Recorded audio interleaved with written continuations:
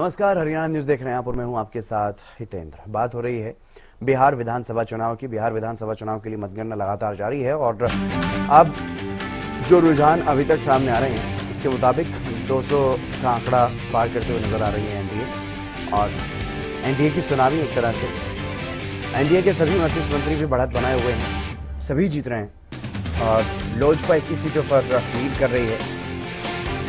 बाकी के तमाम दल जो एनडीए के साथ जुड़े हुए हैं उनका भी रुझान अभी काफ़ी अच्छा है। लेकिन अगर आप बात करते हैं महागठबंधन की तो 37 सीटों पर सिमटता हुआ महागठबंधन नजर आ रहा है। इसमें थोड़ा बहुत ऊपर नीचे हो सकता है लेकिन स्थिति ज़्यादा ठीक दिखाई नहीं दे रही है महागठबंधन की। अदर्स को भी कुछ सीटों पर बढ़त मिल रही है।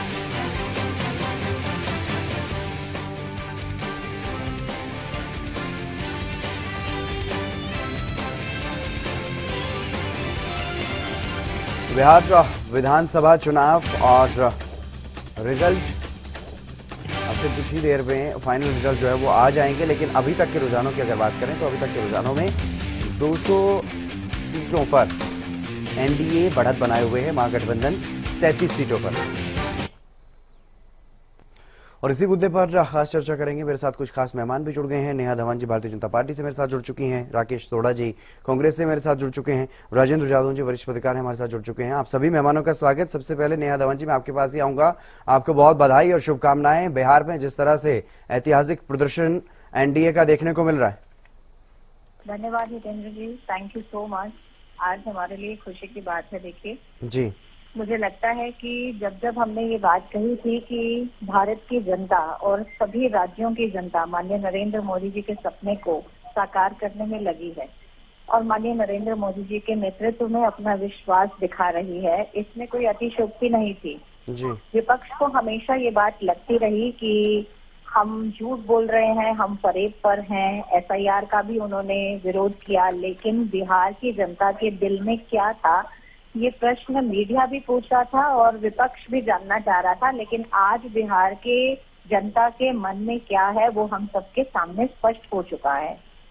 जो भी आंकड़ा अभी आप देख रहे हैं जी। ये आंकड़ा मुझे लगता है जीत में परिवर्तित 100% होगा। अब तो विपक्ष के भी जो मैं कहूंगी कि विचार हैं वो सब स्पष्ट हो गए होंगे। लालटेन को किसी ने जलाया ही नहीं बिहार में। और इंडी गठबंधन का जो मुझे लगता है ये सोच रहे थे कि इस बार इनकी रेल यात्रा अच्छी दूर तक जाएगी बिहार में, लेकिन वो भी बिहार की जनता ने बिल्कुल ही ठप कर दी इनकी सारी व्यवस्थाएं। और कहीं पर भी इंडी गठबंधन का जादू नहीं चला है। हमारी एक ही यूएसपी थी हितेंद्र जी, हमने लोगों के लिए काम करना है। माननीय नरेंद्र मोदी जी सत्ता में नहीं बैठे हैं, वो एक चौकीदार बन के, वो एक सेवक बन के, प्रधान सेवक बन के जनता की सेवा करने के लिए उन्होंने अपना दिन रात समर्पित किया है। भारतीय जनता पार्टी की जो विचारधारा है उसको हमने आज परिलक्षित करके दिखाया है कि आज पूरा देश और सभी राज्यों में, लगभग सभी राज्यों में जो भारतीय जनता पार्टी की सरकारें सफल चल रही हैं और मल्टीपल टाइम्स चल रही हैं, रिपीट हो रही हैं। मैं एक बात कहना चाहूंगी यहाँ पर, देखिए बिहार की महिलाओं ने जितना भारतीय जनता पार्टी का समर्थन किया है उतना बिहार के पुरुषों ने भी किया है। जब वोटिंग परसेंटेज बिहार में महिलाओं की ज्यादा दिखी थी तो हमें ये लगा था कि महिलाएं जो हैं वो निकल कर बाहर वोट करने के लिए आई हैं, तो ये वोट परसेंटेज किस तरफ जाएगा ये देखने का रुख रहेगा। लेकिन आज जितनी बढ़त हमने बनाई हुई है, जिन सीटों पर हमने बढ़त बनाई हुई है, उन सीटों को देखकर ये लगता है कि महिलाओं के साथ साथ सभी जो न्यू वोटर्स हैं या जो मेल वोटर्स हैं उन्होंने भी बिहार में हमारा समर्थन दिया है, हमारा साथ दिया है। हमने बिहार की महिलाओं के लिए काम किया। एनडीए की गवर्नमेंट का जो सपना था वो हमने साकार करके दिखाया है, क्योंकि हमारे यहाँ पर जो बिहार में पिछड़ापन था, जो दंगल राज था, जो जंगल राज था, उसको भी खत्म करने का प्रयास किया। कुशासन को हटाकर सुशासन की तरफ ले जाने का काम किया। यानी आपको लगता है कि सुशासन का ही असर है जो 200 सीटें अभी आ रही हैं। राकेश सोढ़ा जी किस तरह से आप देख रहे हैं? तमाम आरोप लगाए गए, एसआईआर को लेकर के भी आरोप लगे, वोट चोरी को भी लेकर के आपकी तरफ से मुद्दे उठाए गए, लेकिन जो स्थिति फिलहाल महागठबंधन की दिखाई दे रही है उसके लिए क्या लग रहा है आपको? क्या कौन सी स्थितियां जिम्मेदार? जितेंद्र जी एक तो नाम ठीक कराइए, राकेश सोढ़ा है, सोढ़ा नहीं है जी। मैं नाम ठीक करवा देता हूँ। जी जी, नाम प्लीज ठीक कर दीजिए सर। जी दूसरा जी राकेश जी, अभी नेहा जी ने कहा कि भाई इनका एक ही काम है, वो एक काम जो है ना वो सबको समझ में आता है। इनका काम सिर्फ सत्ता को हासिल करना है, और उस सत्ता को हासिल करने के लिए इन्होंने जो प्लान बनाया था इस बार वो बिल्कुल क्लियर अब जनता को समझ में भी आ गया है। क्योंकि SIR जल्दबाजी में लागू वहां करना, और फिर इस तरह की कई सारी घटनाएं एक चैनल के थ्रू इस तरह से लागू की गई, बिहार के ऊपर थोपी गई, कि जिससे ये अपनी केंद्र की सरकार भी बचा ले और यहाँ की सरकार भी बचा ले। और हम तो ये कहते हैं कि इनके प्लान का हिस्सा था, हम इनको मानते हैं। इनका A और B प्लान था। A प्लान इनका ये था कि बिहार की सबसे बड़ी पार्टी बनकर उभरे, 100 के आसपास खुद रही। दूसरा इनका प्लान B का दूसरा हिस्सा था जिसमें कुछ कामयाब हुए और कुछ में ये नाकामयाब हुए। वो प्लान था कि ये नीतीश कुमार जी को भी और महागठबंधन को भी इतनी संख्या के अंदर समेटने का काम करें कि वो इधर उधर नीतीश जी इधर उधर या अपने जो वजूद की लड़ाई है उसके लिए अपनी आवाज को ना उठा सकें। और ये सारा जो है ना अभी कंफ्यूजन में चल रहा है। अभी जो सारा सिस्टम इन्होंने किया है ना, ये बिल्कुल स्पष्ट दिख रहा है। 3-4 दिन से आप लोग भी मीडिया के माध्यम से देख रहे हैं, सोशल मीडिया के माध्यम से देख रहे हैं किस तरह से गाड़ियों की आवाजाही बूथों के अंदर थी, कैमरे तक बंद कर दिए गए। और ये बहुत सारी, ये तो एक सेकेंडरी था। इससे पहले इन्होंने पब्लिक को दिखाने के लिए भाई हमने 65 लाख जो वोट काटे थे, वो 65 लाख वोट वो थे। 10-10 हजार रुपए जो चुनाव के वक्त महिलाओं के खाते में, ये क्या था, एक तरह की रिश्वत थी, वोट चोरी थी ये। तो यहाँ सारी चीजें हुई। अभी समस्तीपुर, रोहतास और सासाराम के तो बिल्कुल पूरे देश में फैली हुई है जो क्लिप्स हैं, सबने देखी है किस तरीके से भारतीय जनता पार्टी की सरकार ने अपनी केंद्र की सरकार को बचाने के लिए और बिहार में नीतीश कुमार और महागठबंधन को इस तरीके की स्थिति में लाने के लिए बड़े तरीके की, अब तो इसको चोरी कहना ही बेईमानी होगा। ये चोरी नहीं है, एक बड़ी लूट है, एक साजिशन लूट है जनमत की, और जनमत को लूटने का इन लोगों ने काम किया है। और ये अभी विचारधारा की बात कर रही थी नेहा जी, सब जानते हैं बीजेपी कैसी विचारधारा है। ये संगठन की बात करते हैं लेकिन देश को तोड़ने की बात करते हैं, कहीं जातियों में तोड़ने की बात करते हैं, कहीं धर्म के आधार पर तोड़ने की बात करते हैं। और बिहार की तो नेहा जी, आऊंगा आपके पास, अभी चर्चा शुरू ही हुई है, उनको अपना ओपनिंग कमेंट पूरा करने दीजिए एक बार। जी अभी आप ये देखिए, अभी इन्होंने 10-10 हजार रुपए दिए, लेकिन अभी 2-2 लाख रुपए देने बकाया है। अभी आप देख लेना इनके बहाने कैसे चलेंगे, रोजगार के मामले में कैसे बहाने चलेंगे। ठीक है, वो सारी चीजें हैं तो आगे ये चलेंगी और ये समझ में आएगा कि इन लोगों, यानी आप इसे साफ तौर पर लूट बता रहे हैं, ये जनमत नहीं है जो सामने दिखाई दे रहा है। बड़ी लूट है ये। ठीक है, राजेंद्र जादौन जी, किस तरह से देख रहे हैं आप? क्योंकि अगर महागठबंधन की बात की जाए, 243 कुल सीटें हैं और ये 254 या 55 सीटों पर शायद चुनाव लड़ रहे हैं। समझ सकते हैं आप कि महागठबंधन में क्या कुछ स्थिति थी, और जो लालू परिवार में ही जिस तरह की आपस में जो चीजें देखने को मिली, क्या उसका ये असर है जो स्थिति विपक्ष की बन रही है, या फिर जिस तरह से आरोप लगा रहे हैं राकेश जी, क्या इनके आरोपों में कुछ सच्चाई नजर आ रही है आपको? नहीं, देखिए ऐसा है कि अब बिहार में पहले लंबे समय तक जो है लालू राज को लेकर बड़ी समस्याएं थी जी, कानून व्यवस्था तो जिसमें बहुत बड़ी समस्या थी एक तरह से।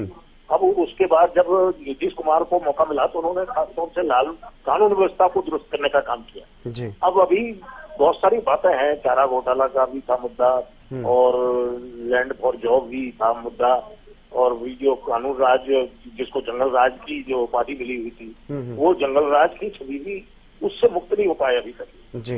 ये छवि अभी तक बनी हुई है।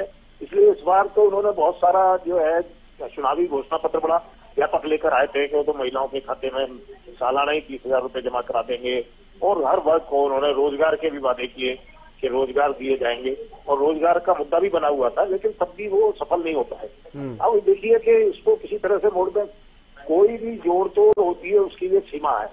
इतना व्यापक बड़ा परिवर्तन एकदम जो है जोड़ तोड़ से नहीं हो जाता। सवाल यही है कि जो महागठबंधन है अभी वो अपनी छवि को ठीक नहीं कर पाया, उनको अपनी छवि ठीक करने की जरूरत है। जो भ्रष्टाचार को लेकर, कानून व्यवस्था को लेकर जो छवि बनी हुई है, वो उसका एक बार दुरुस्त होना बहुत जरूरी है। जब तक वो ये ब्लेम बना रहेगा उनके साथ, तब तक उनको चुनावी सफलता इस तरह से बड़े लेवल पर मिलना पूरी सत्ता हासिल हो जाना। लेकिन जादौन साहब वो टैग तो जो है उसका डेंट तो है ही, उसके अलावा जो परिवार में देखने को मिला, जिस तरह से हम हरियाणा का अगर उदाहरण लें, जब चौटाला परिवार में जो स्थिति बनी थी और पूरी तरह से पार्टी एक तरह से धराशायी हो गई थी, ऐसा ही कुछ स्थिति नजर आ रही है आरजेडी की भी। आरजेडी में एक बेटा अलग से चुनाव लड़ रहा है, उस पर आरोप लगे जिस तरह के आरोप लगे, और कांग्रेस की स्थिति तो यहाँ पर इस तरह की है कि एमआईएम से भी नीचे है एक सीट।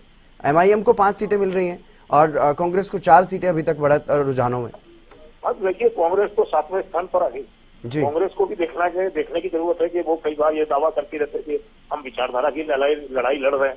तो कांग्रेस को ये समीक्षा बैठ के करनी चाहिए कि उसकी जो विचारधारा की लड़ाई है वो कितनी सफलता दिला पा रही है। कांग्रेस हर जगह पीछे जा रही है, बड़ा मुश्किल हो रहा है। अब ये बिहार में ये स्थिति हुई कि AIMIM आगे निकल गई और कांग्रेस पीछे रह गई, 7वें नंबर पर आके ठहर पाई वो। और अभी भी देखिए कि अभी तो रुझान में है, क्या स्थिति रहने वाली है, देखने की बात है। बिल्कुल। तो ये जो दल जो है अपने तरीके से चल रहे हैं, लेकिन उनको अपनी रणनीति पर भी विचार करना चाहिए कि जो नीति सिद्धांत उनको कितनी सफलता दिला पा रहे हैं और लोगों का रुझान क्या है।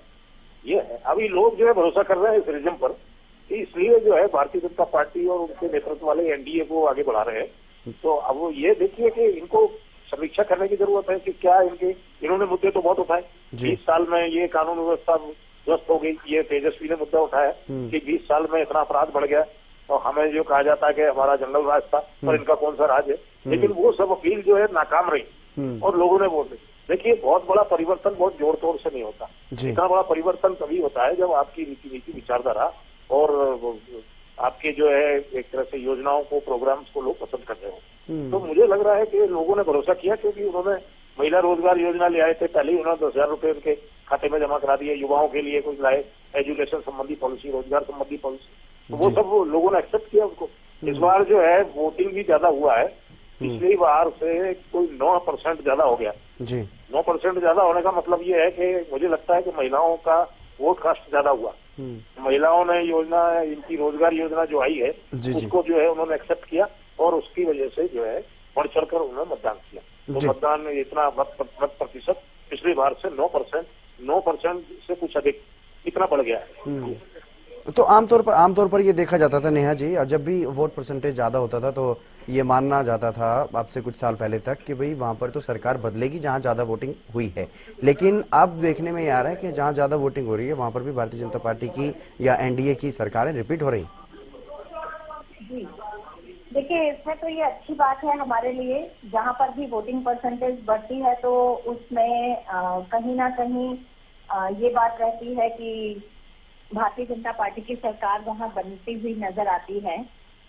मुझे लगता है कि इन सबके पीछे जो एक धारणा थी कि भारतीय जनता पार्टी का 2014 से पहले वोटर नहीं था, वोट बेस नहीं था, लेकिन हमने जो काम किया उस काम करने के बाद जो जनता ने हमारे कामों को देखा, ये देखा कि चुनाव आने से पहले जो पहले की विभिन्न पार्टियां रही वो वादे लेकर आती थी संकल्प पत्र के माध्यम से, लेकिन सरकार बनने के बाद वो जनता के समक्ष कभी भी वापस अपना उन कामों को पूरा करते हुए नजर नहीं आती थी।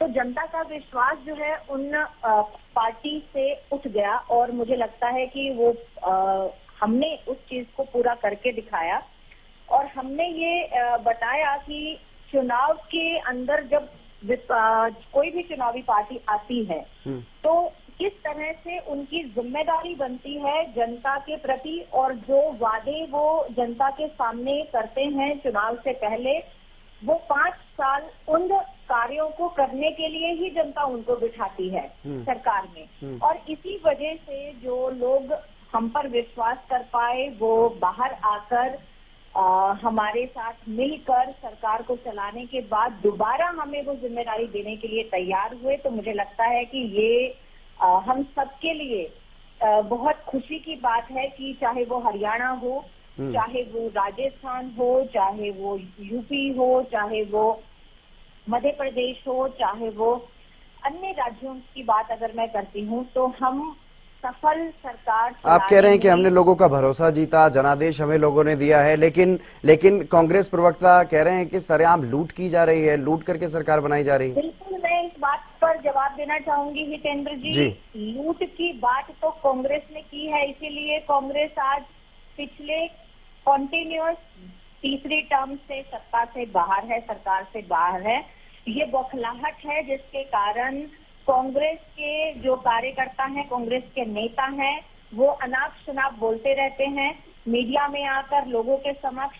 मैं पूछना चाहूंगी कांग्रेस के प्रवक्ता से कि राहुल गांधी जी अगर देश की और देश वासियों की इतनी चिंता करते हैं तो चुनाव के समय में किस दिल के अंदर घुस जाते हैं? चुनाव के समय में लोगों के बीच में क्यों नहीं रहते हैं?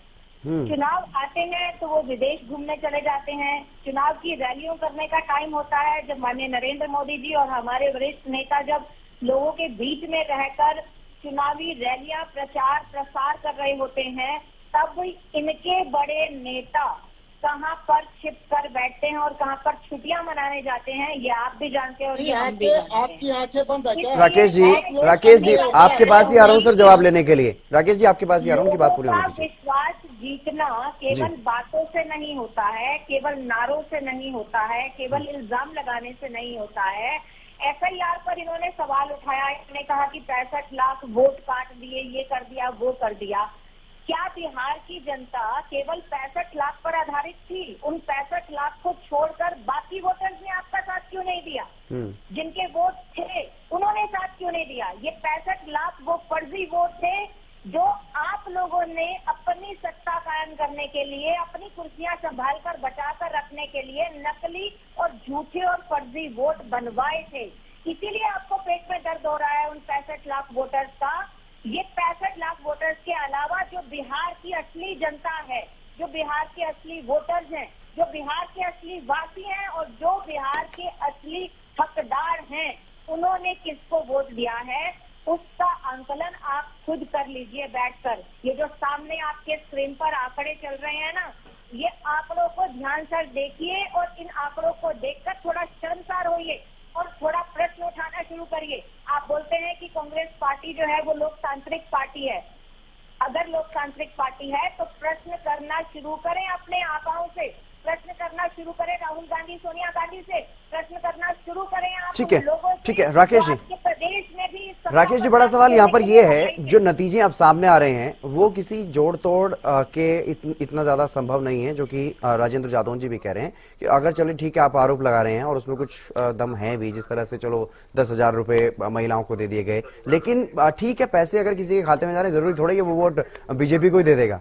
वो तो आपको भी दे सकता है, वो तो आरजेडी को भी दे सकता है, वो किसी को भी दे सकता है। ठीक है नेहा जी ठीक है आपने अपनी बात रखी, मैं फिर से आऊंगा आपके पास। अभी राकेश जी से मैं जवाब ले रहा हूं, लेकिन राकेश जी जो स्थिति देखने को मिली महागठबंधन में बिहार में, ना तो आप चेहरा इस बार घोषित कर पाए, परिवार में लालू परिवार जिसके भरोसे पर आप चुनाव लड़ रहे थे, जिनको सबसे ज्यादा सीटें थी महागठबंधन में, उनकी ये स्थिति है कि वो भी 50 का भी आंकड़ा वो खुद से पार नहीं कर पा रहे हैं। आपके 19 विधायक आप 4 पर सिमटते हुए नजर आ रहे हैं, आपसे ज्यादा तो MIM के पास सीटें जाती हुई नजर आ रही हैं, वो फिर से 5 पर कमबैक करते हुए नजर आ रहे हैं। कहां चूक रही है? कहीं ना कहीं कुछ तो कमी रही होगी।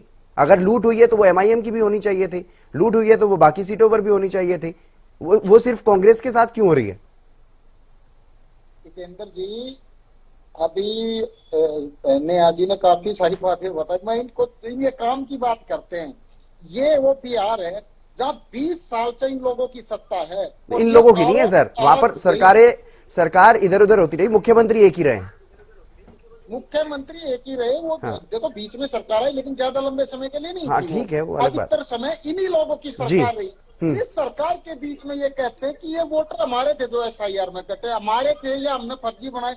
ये कैसे संभव हो सकता है? क्योंकि लंबे समय से सरकार इनकी है और इतनी लंबी सरकार के बाद ये इस तरह की बातें कर रहे हैं। इन्होंने देखे नहीं बिहार के अंदर कितने पुल गिरे हैं और रोजगार का सतर बिहार के अंदर क्या हो गया, कितनी हत्याएं होती हैं। राकेश जी मेरा सवाल समझे आप। पिछली बार आप आरोप लगा चुके हैं, पहले जवाब में आपने तमाम आरोप लगाए, मैंने सब सुना, लेकिन अब मैं जो सवाल पूछ रहा हूं आपसे, 243 सीटों पर 254 उम्मीदवार कैसे उतर सकते हैं एक ही महागठबंधन में? ये भी आप बता दीजिए, ये भी समझा दीजिए। और जिस तरह से जो परिवारों में जो बिखराव देखने को मिला, क्या उसका कोई असर आप नहीं मान रहे हैं? क्या जिस तरह के जो आरोप आपके नेताओं की तरफ से लगाए गए और जो काम होना चाहिए, क्योंकि बीजेपी की पूरी फौज उतरती है कहीं भी किसी भी चुनाव में, चाहे इनको हार का भी सामना करना पड़े। जम्मू कश्मीर में हार मिली, लेकिन वहां पर भी तमाम जो बड़े नेता हैं, अलग अलग स्टेट के मुख्यमंत्री हैं, वो भी चुनाव प्रचार करने के लिए पहुंचे। क्या इस तरह से कांग्रेस ने पूरी ताकत झोंकी अपनी? और अगर झोंकी तो फिर भी सिर्फ 4 सीटों पर क्यों ये सिमटती हुई नजर आ रही है कांग्रेस? जितेंद्र जी, एक बात बताइए, जब जनमत को लूट ही लिया गया है तो उसमें किसको कितनी देनी है ये तो आका को तय करनी है ना, लुटेरे के सरदार को तय करनी है। ठीक है, किस पार्टी राजेंद्र यादव जी, ठीक है, राजेंद्र यादव जी, आखिरी कमेंट आपसे लूंगा सर। जो लूट का आरोप लगाया जा रहा है, क्या इस तरह से सर आप एक बात बताइए ना जी, हमारी जो फ्रेंडली लड़ाई नहीं थी जो लोकसभा चुनाव के अंदर, हम आम आदमी पार्टी के सामने लड़े पंजाब के अंदर, हाँ। और टीएमसी के तो नुकसान हुआ ना आपको? हमारा प्रदर्शन अच्छा नहीं रहा क्या? नुकसान हुआ ना आपको उसका? आप फ्रेंडली लड़ते रहिए, कहते रहिए फ्रेंडली है, और उसका नुकसान हो जाए, बाद में कह दीजिए कि लूट हो गई है। ठीक है राजेंद्र यादव जी, आपसे समझना चाहूंगा सर। बिल्कुल लूट का चुनाव। ठीक है राजेंद्र यादव जी, ठीक है सर, राकेश जी, ठीक है राकेश जी, आपसे समझना चाहता हूं, जो ये आरोप लगा करके इस तरह से पल्ला झाड़ने का प्रयास किया जा रहा है कांग्रेस की तरफ से या महागठबंधन की तरफ से, ये क्या जायज ठहराया जा सकता है? नहीं, देखिए ऐसा है जी कि ये तो अपने फेस सेविंग के लिए सब कुछ करते हैं। चुनाव हार गए तो वो कुछ न कुछ फेस सेविंग करेंगे। अभी लगातार कांग्रेस की तरफ से चलता रहा। पहले तो जो है ईवीएम को जो है उन्होंने कहा मैनेज कर दिया गया, ईवीएम जाम कर दी गई, फिर वोट चोरी का ये लग गया, फिर उन्होंने ये वोट चोरी के जो आरोप अभी हरियाणा में भी उठाया गया है, सुखवीर कटारिया और उनका बेटा निश्चित कटारिया, इनके खिलाफ तो कोई 25-30 मुकदमे पहले से ही चल रहे हैं, जबकि ये बीजेपी का शासन भी नहीं आया था। वो वोट चोरी के और उसमें हेर फेरी, जो फर्जी दस्तावेजों से तमाम प्रविष्टियां करवाने, मतदाता सूचियों में नाम दर्ज करवाने, और वो केस चल रहे हैं, मुकदमे दर्ज है थानों में और कोर्ट में चालान पेश किए हुए। तो अब ये तो फेस सेविंग है। ये वोट संबंधी गड़बड़ियां तो पहले भी होती रही। जब बैलेट पेपर से होता था तब भी ये होता था कि मतपेटियां लूट गई या मतदान करने नहीं जाने दिया गया, एक बड़ी संख्या में लोगों को रोक दिया जाता था, तब भी चुनाव होते थे और कांग्रेस ही जीतती थी। तो तब क्या कांग्रेस वोट चोरी से जीत रही थी? सवाल ये है कि ये कुछ परसेंटेज फर्क डालते हैं। ठीक है कि अगर आप कहीं 2,000-4 हजार वोट से हार रहे थे तो जीत जाओगे, ये तो हो सकता है, और कुछ सीटों पे हो सकता है, सभी पर इतना मैनेजमेंट हो जाएगा। फिर तो बीजेपी इतने सालों से क्या है, क्यों इंतजार कर रही थी, या बीजेपी पूर्ण बहुमत क्यों नहीं हासिल कर पाई? बहुत सारे सवाल है, इनके जवाब इनके पास है क्या? ये तो वोट चोरी का एक उन्होंने उठा लिया मुद्दा। आप ठीक से काम कीजिए, अपनी नीति अपनी पॉलिसी ठीक कीजिए। राकेश जी, जो है आपको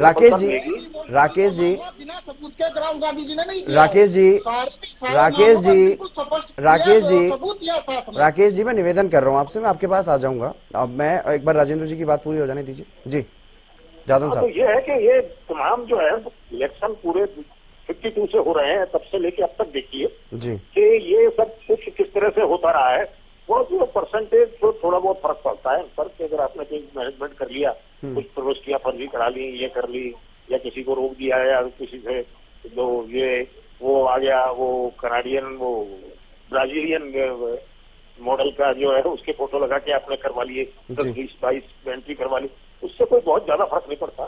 ठीक है कि ये प्रयास होता है, लेकिन व्यापक रूप से आप एक बड़ा लीडिंग चुनाव जो है, लेकिन ये भी तो सवाल है ना जादौन साहब, जो आरोप राहुल गांधी की तरफ से लगाए गए थे कि एक आदमी ने 22 जगह पर वोट डाल दिया है। 22 जगह पर वोट डालना क्या पॉसिबल है? चलिए ठीक है, वोट बन जाते हैं इधर उधर, कई जगहों पर वोट बन जाता है आदमी का, लेकिन एक ही दिन में एक ही चरण में, क्योंकि हरियाणा में तो एक ही चरण में चुनाव हुआ, एक ही आदमी के अलग अलग जगह पर वोट डाल के आ जाएगा इतनी ज्यादा संख्या में? ऐसा पॉसिबल नहीं लगता जी। और फिर वो इंक वगैरह भी यूज होती है जी, तो इंक जब अगर यूज हो गई या तो पूरी मशीनरी जो है आपके साथ मिलकर बैठी हुई है, ऐसा नहीं होता। इतना कहाँ हो रहा है? अगर ऐसा हो रहा होता तो पता नहीं क्या होता है। ऐसा नहीं है, जो लोगों को महसूस भी होता दिखाई भी देता है, तो उसमें ये नहीं है। आप अपनी रीति अपना प्रोग्राम ठीक कीजिए, अपनी योजनाएं सही बनाइए और लोगों में विश्वास पैदा कीजिए। आप एक विश्वास लूज कर चुके हैं, बहुत सारे मुद्दों पर आप विश्वास लूज कर चुके हैं, लोग भरोसा नहीं करते, आपकी पॉलिसी पर लोग भरोसा नहीं कर रहे हैं। इसका मतलब ये आपको निकाला जा रहा है, आपको नामंजूर किया जा रहा है, आप उसको स्वीकार कीजिए और आत्ममंथन कीजिए। नहीं तो राहुल जी तो कहते रहते हैं विचारधारा की लड़ाई लड़ रहे, और उनकी विचारधारा सफल नहीं हो रही, तो फिर वो लड़ाई किसके लिए लड़ रहे हो आप? जब आपकी विचारधारा को लोग स्वीकार ही नहीं कर रहे तो लड़ाई किस बात की? आपके पास कुछ है ही नहीं। तो ये है कि इनको बैठ के समीक्षा करनी चाहिए। तो वो कह रहे थे कि गोदी मीडिया ने दे दिया है एग्जिट कॉल, और मैं तो 18 को जो है शपथ लेने जा रहा हूँ। और उनका जीतना ही मुश्किल लग रहा है। तेजस्वी जी बिल्कुल बिल्कुल, वो देखिए बहुत पिछड़ रहे हैं वो। हाँ, वो कभी पीछे हो रहे हैं, कभी आगे हो रहे हैं, वो पीछे पीछे घिसट रहे हैं वो। बिल्कुल बिल्कुल, ये है कि देखने की जरूरत। नेहा जी, एग्जिट पोल और एग्जैक्ट पोल की जब बात होती है तो एग्जिट पोल में तो इतना ज्यादा सफलता आपको दिखाई भी नहीं दे रही थी। 140-50 के इर्द गिर्द ज्यादातर जगहों पर दिखाई दे रहे थे, लेकिन 200 के करीब एनडीए, थोड़ा बहुत ऊपर नीचे हो रहा है, लेकिन 200 के करीब इर्द गिर्द घूम रहा है। तो क्या इतना अनुमान था भारतीय जनता पार्टी को, एनडीए को, कि इतनी बड़ी सफलता मिलने जा रही है बिहार में? जितेंद्र जी, ऐसी सफलताएं हम रिपीट कर रहे हैं, आप इस पर भी ध्यान दें। हमारा विश्वास अडिग है, क्योंकि हम जो काम कर रहे हैं, जिस विचारधारा और नीति के साथ हम सरकार में रहते हुए लोगों के काम आ रहे हैं, उन नीतियों पर हमें भरोसा है। हमें माननीय नरेंद्र मोदी जी के नेतृत्व पर भरोसा है। हम बिल्कुल, भारतीय जनता पार्टी का एक भी कार्यकर्ता आपको ऐसा नहीं मिला होगा जो ये कह रहा होगा कि बिहार में हम चुनाव जीतने नहीं वाले, बिहार में हम सरकार नहीं बनाने वाले। हमारा विश्वास अडिग है। हम ऐसी मुसीबतों से, प्रॉब्लम से भी नहीं भागते जो कांग्रेस के लोग जिस तरह से हमारे सामने पत्थर और कांटे बिछाने का प्रयास करते हैं। हमें विश्वास है लोगों पर, हमें विश्वास है भारत की जनता, हमें विश्वास पर, उसी विषय पर हम उन कांटों पर भी चलते चले गए, क्योंकि हमें मालूम था कि जब बिहार का वोटर वोटिंग मशीन के आगे खड़ा होगा तो वो अंतः मन से जो फैसला लेगा वो कमल का चिन्ह ही निकल कर आएगा। मैं राजोन जी का बहुत बहुत तहे दिल से धन्यवाद करना चाहती हूँ। आज उन्होंने बहुत मेरे मन को छूने वाली बात कही। बिल्कुल सही बात आपने उनसे पूछी कि क्या कोई एक व्यक्ति मल्टीपल टाइम वोट डाल सकता है। ये किस तरह का खेल जो है कांग्रेस के राहुल गांधी जी स्टेज लगाकर, स्क्रीन लगाकर खेल रहे थे, कैसा नाटक सबके सामने प्रस्तुत कर रहे थे। मैंने भी उस दिन उनकी इस प्रेस कॉन्फ्रेंस के बाद एक प्रश्न उठाया था कि अगर राहुल गांधी जी कुछ चेहरों को लगाकर वोटर लिस्ट दिखाते हैं, इस तरह का एक नाटक प्रस्तुत करते हैं, तो क्या 90 हलकों में हरियाणा प्रदेश के इतने बूथों में, हजारों की संख्या में बूथों पर जो सरकारी मशीनरी काम कर रही है, यानी कि जो सरकारी कर्मचारी एजेंट के बीएलओ के रूप में अंदर बैठे हैं, चेकिंग पर बाहर पुलिस वाले बैठे हैं, हमारे पार्टी के एजेंट और पार्टी के, कांग्रेस पार्टी के, विपक्षी पार्टियों के, लोकल जो हमारी पार्टीज हैं, इनेलो के, जेजेपा के, ये वोट एजेंट्स वहां बैठे हैं, सबकी आंखों में धूल झोंककर इतनी बड़ी संख्या में क्या वोट चोरी हो सकती है, और इतनी बड़ी संख्या में कि एक मल्टीपल वोटर 28 बार 24 बार कहीं पर आकर जो है वोट डाल सकता है। राजोन जी ने बिल्कुल क्लियर कर दिया। मैंने भी ये बात कही थी कि ये संभव नहीं है कि आप सबके कार्य प्रणाली पर प्रश्न चिन्ह लगाएं। और दूसरी बात जो राजोन जी ने की, जो मेरे मन की बात थी, तो क्या कांग्रेस अब तक जब सत्ता पर काबिज थी तब तक क्या इन्हीं नक्शे कदम पर चलते हुए सत्ता पर काबिज थी? क्या वो इसी तरह की वोट चोरी का ही प्रतिफल था कि कांग्रेस इतनी बार तक सत्ता में रही? मुझे लगता है कि कांग्रेस बौखला गई है। इन सबको अपना थोड़ा सा टेस्ट करा लेना चाहिए। मैं एक बात हमेशा बोलती हूँ हितेंद्र जी, लोगों के लिए जब हम काम करते हैं तो लोगों को पता भी लगना चाहिए, उनका अंतः मन हमारे साथ जुड़ना भी चाहिए। वो खुद इस बात को जब तक स्वीकार नहीं करेंगे कि सरकार उनके साथ है, सरकार के नुमाइंदगी करने वाले लोग उनके लिए चुने गए हैं, उनके द्वारा चुने गए हैं, जब तक खुद जनता ये बात नहीं बोलती तब तक हम स्टेज पर खड़े होकर माइक में खड़े होकर कितने भी ढिंढोरे पीट लें, लेकिन हम वोट में कन्वर्ट होने वाली बात नहीं रहती। वोटर खुल के वोट कर रहा है। आज हम छाती ठोक कर ये बात बोल सकते हैं कि आज बीजेपी का एक वोट बैंक जो पूरे देश में अलग अलग राज्यों में निकलकर साथ आया है, जो हमेशा के लिए भारतीय जनता पार्टी का वोट बैंक बन चुका है, वो व्यवस्था परिवर्तन का काम हमने करके दिखाया है। ये सुशासन की जीत है, ये बिहार के काले दिनों की हार है, ये बिहार के कुशासन की हार है, ये बिहार के लोगों की जीत है जो हम सबके सामने है। इस डिबेट में भी बैठे हुए कांग्रेस के प्रवक्ता चाहे कुछ मर्जी फिर से वो झूठा नैरेटिव सेट करने की कोशिश करें। राजोन जी की बात को मैं दोबारा दोहराऊंगी कि जब लोगों ने ही आपकी विचारधारा को समर्थित नहीं किया, उसका समर्थन नहीं किया, तो आप किसके लिए क्या बोल रहे हैं?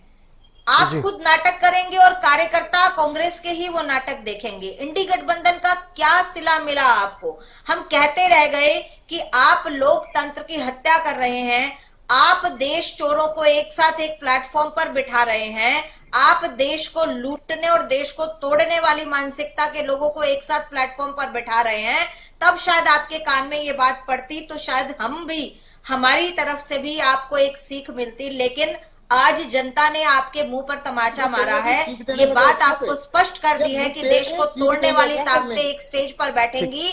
तो आज कांग्रेस का हश्र क्या हुआ है? बिहार में कौन से नंबर पर आप स्टैंड करते हैं? आप वहां की जो लोकल पार्टीज हैं उनको भी आप देख लीजिए, जो दूसरी नेशनल पार्टीज हैं उनको भी आप देख लीजिए। कांग्रेस का नंबर कौन से नंबर पर आता है, इस पर भी थोड़ा सा ध्यान लेकर के जो स्थिति बन रही है, चाहे किसी भी स्टेट की बात करें, स्टेट में बेशक आप राष्ट्रीय पार्टी हैं, लेकिन जो राज्य स्तरीय जो चुनाव हो रहे हैं उसमें कांग्रेस की स्थिति बहुत ज्यादा बेहतर है नहीं। सभी राज्यों में यही स्थिति नजर आ रही है कांग्रेस की। क्या सिर्फ कांग्रेस के वोट लूटे जा रहे हैं?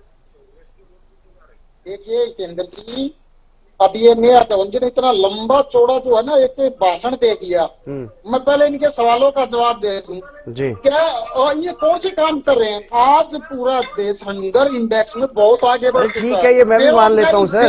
राकेश जी ये ठीक है, जो सत्ता में होता है उसके खिलाफ नाराजगी भी होती है। मैं इसको राजेंद्र जादौन जी से भी समझूंगा कि नाराजगी होती है लोगों में, लेकिन नाराजगी होने के बावजूद भी विपक्ष असफल क्यों रह जाता है? विपक्ष में अगर एकजुटता ही नहीं है, 243 सीटों पर अगर 254-55 उम्मीदवार उतरेंगे, आपस में टकराएंगे और उनमें कोई एकजुटता नहीं दिखेगी, कोई असामंजस्य वाली स्थिति नहीं दिखेगी, तो लोग आप पर भरोसा क्यों करेंगे? आप चाहे वोट चोरी के आरोप लगाइए, चाहे लूट के आरोप लगाइए, चाहे किसी भी बात के आरोप लगाते रहिए। फिर अब जब आप शो ही नहीं कर पा रहे हैं, लोगों को दिखाई नहीं पा रहे हैं, कुछ लोगों को भरोसा ही नहीं दिला पा रहे हैं, तो कैसे काम बनेगा, कैसे बात बनेगी? जितेंद्र जी, भरोसे की कोई बात नहीं थी। सभी हमारे कैंडिडेट्स ने और सभी जो वरिष्ठ नेता थे, सभी ने मिलजुल कर एक दूसरे का प्रचार किया। कहीं कोई दरार वाली ऐसी बात नहीं थी कि जिसको पब्लिक प्लेटफॉर्म पर लाया जाए, ऐसा कुछ भी नहीं था। कुछ चीजें ऐसी थी जहाँ फैमिली फ्रेंडली फाइट हुई है, लेकिन ये चीजें हम पहले भी कर चुके हैं, ये कोई नई चीज नहीं है हमारे लिए। लेकिन अभी जो लंबी एक फेरिस्त इन्होंने दी थी नया जी ने कि वोट 22 महिलाओं का, या ये 22 का नहीं 223 महिलाओं पर भी इनकी फोटो लगा हुआ था। और ये आप ये समझ लीजिए, ये लोग इन आरोपों से बच नहीं सकते। ये आरोप हकीकत है, क्योंकि जिन लोगों के, जिन महिलाओं को, सिर्फ महिलाओं को टारगेट करके, और महिलाओं में भी उन महिलाओं को जो एक शादीशुदा महिलाएं, पर्दा प्रथा का, हरियाणा की जो प्रथा है, महिलाएं पर्दा करती हैं और पर्दा करके वोट डालने जाते हैं, उसका फायदा उठाने का इन्होंने काम किया इन लोगों ने। और एक एक घर के अंदर 501 वोट किस तरीके से संभव है? आप हरियाणा चुनाव की अगर बात कर रहे हैं, हरियाणा चुनाव में ये बार बार ये सवाल उठा है कि आपके एजेंट कहाँ थे?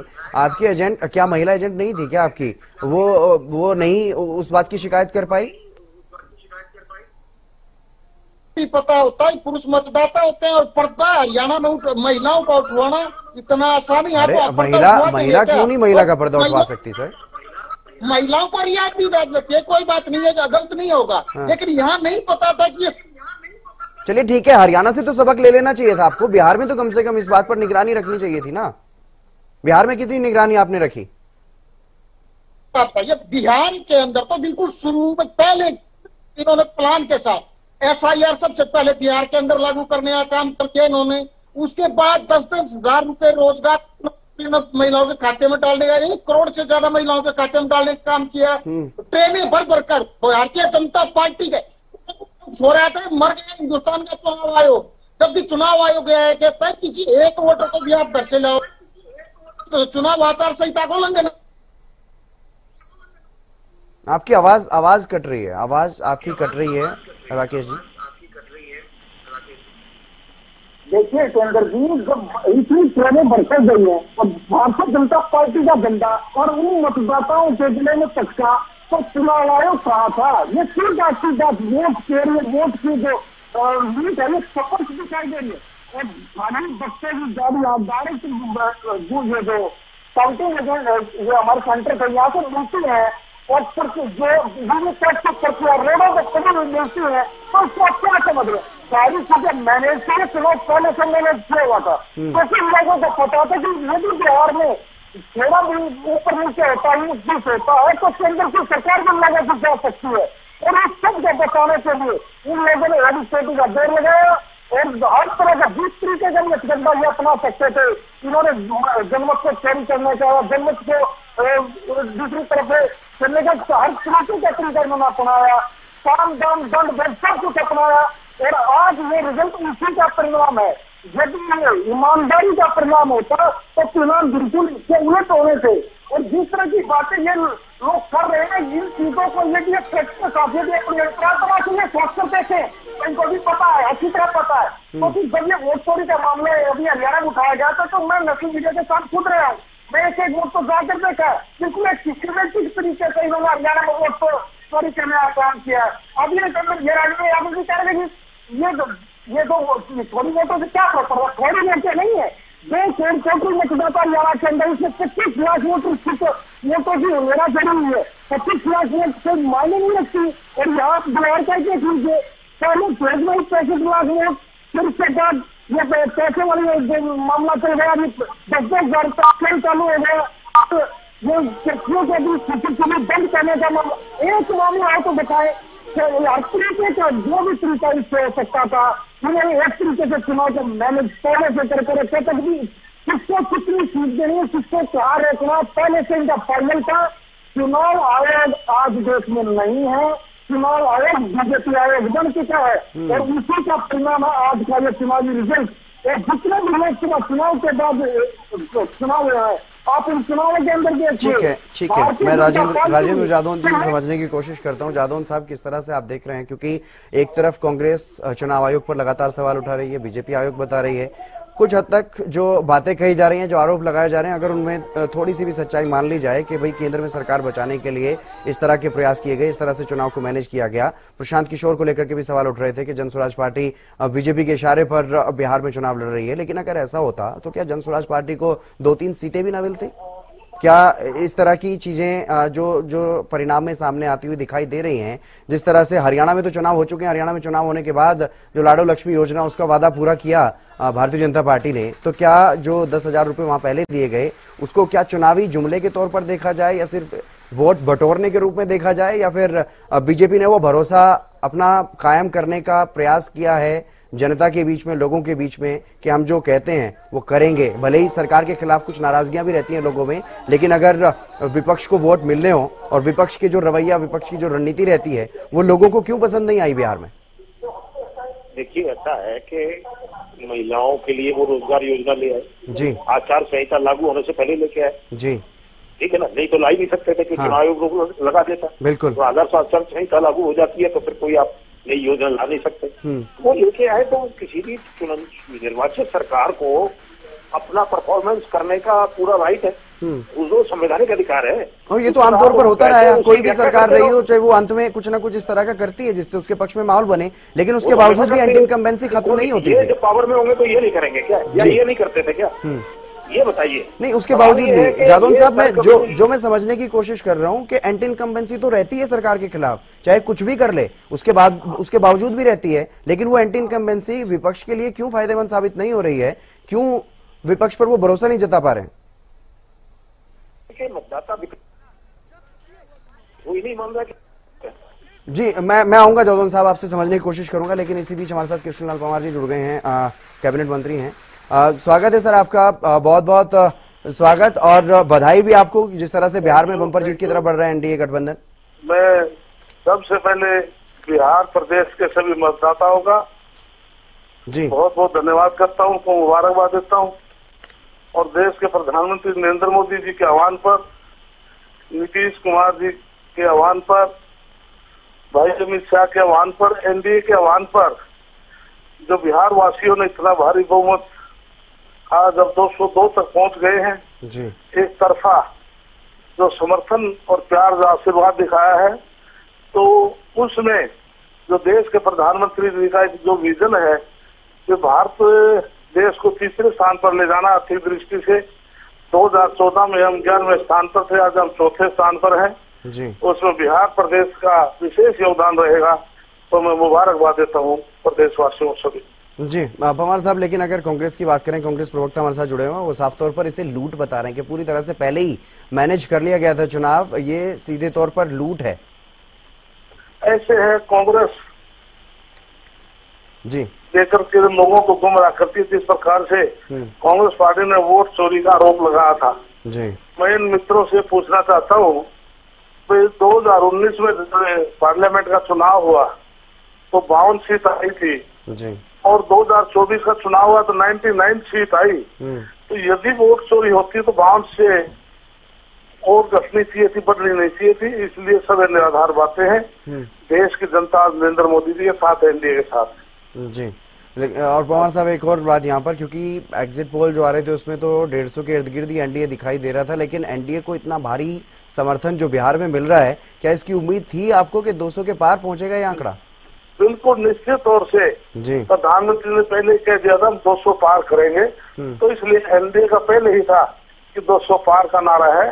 तो वो निश्चित तौर से बिहार की जनता ने वो साबित कर दिया कि जो एनडीए और प्रधानमंत्री नरेंद्र मोदी ने जो विकास के काम जो बिहार के अंदर जो कराए हैं, इतने एक्सप्रेस हाईवे बन रहे हैं, कहीं पर आईटी जोन बन रहे हैं, एयरपोर्ट जैसे दरभंगा जिले में हमारी ड्यूटी थी, वहाँ एयरपोर्ट का निर्माण हुआ, तो वहाँ पर जो सुख सुविधाएं नहीं थी, आज बिहार में प्रधानमंत्री नरेंद्र मोदी और नीतीश कुमार की सरकार जनता को दे रही है।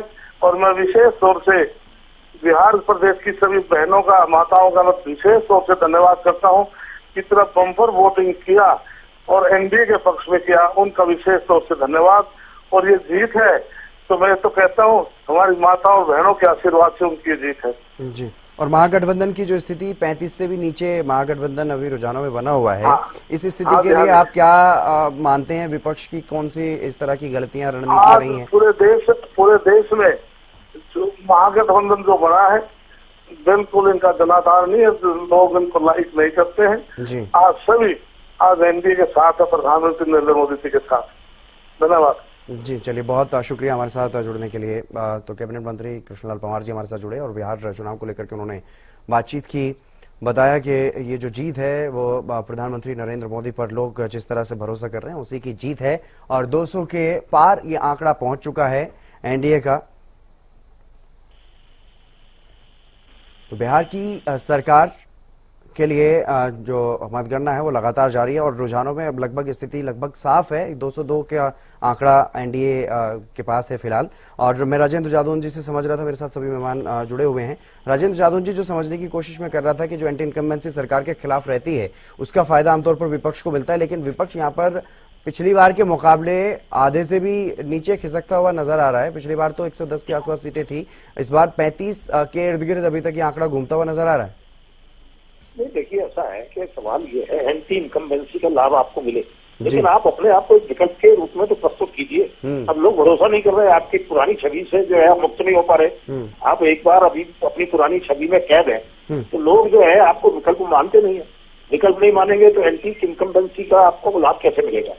जो नाराजगी है, लोग जो है किसी को अपोजिट जाएंगे तो तभी जाएंगे ना कि वो उसके अपने पात्र अपने योग्य समझता है कि नहीं समझता। जी। जब वो उनको ये दिखाई देगा कि यहाँ ये जो है इनका विकल्प हो सकता है, इनकी जगह ये आएंगे तो और अच्छा बेहतर काम करेंगे, ये एक सोच ये विकसित नहीं कर पाए, इतना भरोसा नहीं दे पाए। एजेंडा ये चुनावी घोषणा पत्र बेशक बड़ा व्यापक लेके आए थे, जिसमें हर वर्ग को इन्होंने उसमें कुछ न कुछ राहत देने का वादा किया था, लेकिन वो सब जो है लोगों ने भरोसा नहीं किया। एक तो ये एनडीए के इलेक्शन कैंपेनिंग में ये मुद्दा लगातार उठाया रहा कि अगर इनको लाया गया तो फिर जंगल राज आ जाएगा, तो इससे लोग वो डरे हुए थे। जंगल राज बहुत भयंकर था उस समय, तो ये जंगल राज का जो कमेंट किया था वो तो हाई कोर्ट ने किया था, वो कोई पॉलिटिकल कमेंट नहीं था।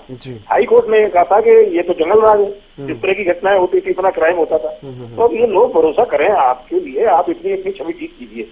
अब सवाल ये है कि जो महागठबंधन के जो मुख्यमंत्री पद के प्रत्याशी थे उनका जीतना ही बड़ा मुश्किल में दिखाई दे रहा है। बड़ा वो स्ट्रगल कर रहे हैं वो जीत के लिए, जीतते भी कि नहीं जीतते तो अभी अंतिम जो है काउंटिंग एंड होने तक पता चलेगा। जब परिणाम सामने आएंगे वो तो तभी से। तो ये है कि विकल्प बनने का प्रयास कीजिए। अब ये इसका मतलब ये है कि अब आरजेडी को वक्त नहीं रहा वहाँ, अब इनको नया महागठबंधन बनाना पड़ेगा, क्योंकि आरजेडी के नेताओं की जो छवि है वो सिर्फ कास्टिज्म पर ही तो आधारित थी, मुस्लिम और यादव, मुस्लिम और यादव, और उसमें भी जो है वो घाटा हो गया।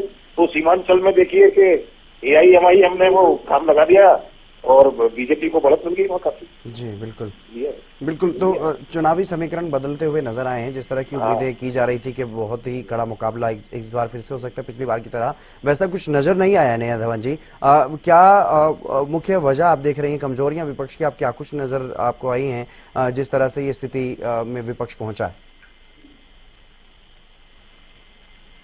इसी बीच रुक कर लेते हैं एक बड़ी खबर की ओर मैं आऊंगा नेहा जी आपके पास। चुनाव नतीजों से जुड़ी हुई बड़ी खबर दर्शकों को बता देते हैं। ये बड़ी खबर, तेजस्वी यादव 4800 से ज्यादा वोटों से पीछे चल रहे हैं। ये बड़ी बात है अपने आप में। 11 राउंड की काउंटिंग के बाद 4829 यानी लगभग 5000 वोट मान लीजिए, इतने बड़े अंतर से पीछे चल रहे हैं। बीजेपी के सतीश कुमार आगे चल रहे हैं। राजेंद्र यादव जी जो बात कह रहे थे कि वो खुद स्ट्रगल कर रहे हैं और इतना भारी स्ट्रगल उनका तो जीतना मुश्किल होता हुआ नजर आ रहा है। तेजस्वी यादव 4800 से भी ज्यादा वोटों से पीछे चल रहे हैं। 11 राउंड की काउंटिंग के बाद तेजस्वी यादव खुद इतने ज्यादा पीछे चल रहे हैं। ये बड़ी खबर, बिहार चुनाव को लेकर के बड़ी खबर। बीजेपी के उम्मीदवार यहां पर बढ़त बनाए हुए हैं। बिहार चुनाव नतीजों से जुड़ी हुई बड़ी खबर, परिवारवाद को लेकर के जो लगातार बीजेपी आरोप लगाती रही है ऐसे नेताओं को लेकर के, उसी को लेकर के कहीं ना कहीं ये बड़ी खबर है अपने आप में। 4800 से भी ज्यादा वोटों से पीछे चल रहे हैं तेजस्वी। तेज प्रताप क्योंकि अलग से अपनी पार्टी बना करके चुनाव लड़ रहे थे, तो ऐसे में उनका जीतना पहले से ही मुश्किल नजर आ रहा था। लेकिन तेजस्वी जो कि कहीं ना कहीं मुख्यमंत्री के चेहरे के रूप में देखे जा रहे थे महागठबंधन की तरफ से, वो खुद स्ट्रगल कर रहे हैं। 4800 से भी ज्यादा वोटों से वो पीछे चल रहे हैं। ये इस वक्त की बड़ी खबर है। बड़ी खबर आपको बता रहे हैं बिहार चुनाव नतीजों से जुड़ी हुई। तेजस्वी यादव जो कि महागठबंधन की तरफ से सबसे बड़ा चेहरा बिहार विधानसभा चुनाव में, और वो इतने ज्यादा अंतर से पीछे चल रहे हैं। नेहा धवन जी अपनी बात पूरी कीजिएगा मैडम। और जिस तरीके से अब ये बड़ी खबर भी सामने आई है, तेजस्वी यादव खुद इतने पीछे चल रहे हैं। देखिए हितेंद्र जी, बिहार की जनता ने लालटेन का तेल खत्म कर दिया और लालटेन की बत्ती बुझा दी। तेजस्वी जी तो मुख्यमंत्री के बाद मुझे लगता है प्रधानमंत्री तक के खाब उन सबके सपनों को धराशाही कर दिया बिहार की जनता ने। बिहार की जनता को मैं तहे दिल से प्रणाम करती हूं कि उन्होंने वाकई ही परिवारवाद नहीं कह सकते यहाँ पर इसके साथ साथ परिवारवाद के साथ जो जंगल राज का अंत करना, पूरी तरह से जंगल राज का अंत कर दिया है, ये बिहार की जनता की काबिल तारीफ बात है। देखिए विपक्ष की जहां तक कमजोरी है, सबसे पहली बात तो कांग्रेस को अपनी विचारधारा में ही परिवर्तन लाना होगा। बिना विचारधारा में परिवर्तन लाए कांग्रेस वापस नहीं उभर सकती। दूसरी सबसे बड़ी कमी जो कांग्रेस की है वो है आपस में एकता ना होना। सभी नेता अपनी अपनी चाल चल रहे हैं। केंद्रीय नेतृत्व की किसी भी राज्य के नेतृत्व पर कोई ठोस प्रभाव नहीं है। ये सबसे बड़ी कांग्रेस की कमी है। तीसरा, जनता की बात तो करते हैं लेकिन पर्दे के पीछे खुद के स्वार्थ की बात करते हैं। जो अब तक इतने वर्षों की सरकार में रहकर उन्होंने जो देश का दोहन किया, लोगों के सामने जो अपनी छवि उन्होंने छोड़ी है, वो देश को लूटने और लोगों के जितने भी उनके अधिकार थे उन सब के अधिकारों का हनन करने का जो व्यक्तित्व उन्होंने, जो छाप उन्होंने छोड़ी है, उस छाप को इतनी जल्दी मिटाना असंभव है। कांग्रेस को अपनी मूल विचारधारा में परिवर्तन करना होगा, देश के हित के बारे में सोचना होगा और देश के लोगों के हित के बारे में सोचना शुरू करना होगा, तब जाकर कहीं संभावना मुझे नजर आती है। लेकिन कांग्रेस के ढाक के तीन राकेश जी, बिहार में चुनाव जीतने के लिए क्या रणनीति आप लोगों ने अपनाई या सिर्फ ब्लेम गेम करते रहे? देखिए चंद्र जी, भारतीय राष्ट्रीय कांग्रेस और इंडिया गठबंधन एक सपक्ष विचारधारा के साथ काम करता है। हम राष्ट्रवादी विचारधारा के साथ काम करते हैं और आम जनमानस के लिए काम करते हैं, उन्हीं की नीतियों पर काम करते हैं, उन्हीं की नीतियों को लेकर चुनाव लड़ते हैं। लेकिन आप जिस प्रकार से देश में सदन राष्ट्रवाद का बोलबाला है और जो एक तरह का प्रपंच पूरे देश के अंदर भारतीय जनता पार्टी रचने का काम किया है। अभी पीछे सवाल किया था कि संख्या देखिए, संख्या से कोई फर्क नहीं पड़ता, ये लोकतंत्र है। संख्या कभी घटती है कभी बढ़ती है, इससे कोई ज्यादा फर्क नहीं पड़ता और ना ही हम इस चीज की चिंता करते हैं। और तो उस चीज से पड़ता जब नाम बदल कर भी चुनाव लड़ना पड़ जाए। ये भारतीय जनता पार्टी की व्यवस्था को मैं बताना चाहूंगा, तो 1942 से लेकर आज तक भारतीय जनता पार्टी ने 4 नाम बदले हैं। ये शायद इनको पता है या नहीं पता ये जाने। 4 नाम हर बार जब भी इनकी बड़ी हार होती थी नाम बदलकर चुनाव लड़ने का काम करते हैं। और आप देखना बहुत जल्दी जनता इनके मामले को समझेगी, इनकी डकैती को समझेगी, इनकी चोरी को समझेगी और जब जनता सड़कों पर आएगी तो इनको ठीक है। आखिरी कमेंट राजेंद्र यादव जी। राजेंद्र यादव जी, जो चुनावी नतीजे अभी तक निकल करके सामने आ रहे हैं, किस तरह से यहाँ पर आप इसका विश्लेषण कर रहे हैं? जो विपक्ष की स्थिति, जो करारी हार यहाँ पर विपक्ष को झेलनी पड़ रही है, 33-35 सीटों के आसपास घूमता हुआ दिखाई दे रहा है विपक्ष। देखिए इसको हार तो हम जादव साहब जी, पूरी तरह से फवाया हो रहा है जी। ये आरजेडी को नकार दिया गया है। अब अगर विपक्ष को खड़ा होना है तो आरजेडी से मुक्त होना पड़ेगा उनको जी, क्योंकि आरजेडी की छवि इसमें बहुत बड़ी बाधक है। वो कहीं इनको सफलता मिल पाना बड़ा मुश्किल है आरजेडी के साथ रहते हैं। अगर विपक्ष को पोलराइज होना है, कोई गठबंधन खड़ा करना है, तो उनको आरजेडी से मुक्त होना पड़ेगा। ये स्वाभाविक तौर पर ये जो है तेजस्वी की हार जो है ना, इस बात पर मोहर लगा देगी कि आरजेडी को लोगों ने नकार दिया, लालू परिवार को नकार दिया। बिल्कुल। चलिए, बहुत बहुत शुक्रिया राजेंद्र जी, राकेश जी और नेहा जी, आपका भी बहुत बहुत शुक्रिया। बिहार चुनाव को लेकर के हम चर्चा कर रहे थे। बिहार चुनाव में जिस तरह से भारतीय जनता पार्टी और एनडीए के गठबंधन को प्रचंड बहुमत मिलता हुआ नजर आ रहा है, 200 के पार आंकड़ा पहुंचता हुआ नजर आ रहा है, लेकिन विपक्ष पूरी तरह से विपक्ष का यहाँ पर सफाया होता हुआ भी नजर आ रहा है। 30 के इर्द गिर्द ये आंकड़ा घूमता हुआ महागठबंधन का नजर आ रहा है। तो अपने आप में बड़ी बात है जिस तरह से बिहार में एनडीए को प्रचंड बहुमत मिलता हुआ नजर आ रहा है। चलिए, इस खास कार्यक्रम में फिलहाल बस इतना ही। आप देखते रहिए हरियाणा न्यूज।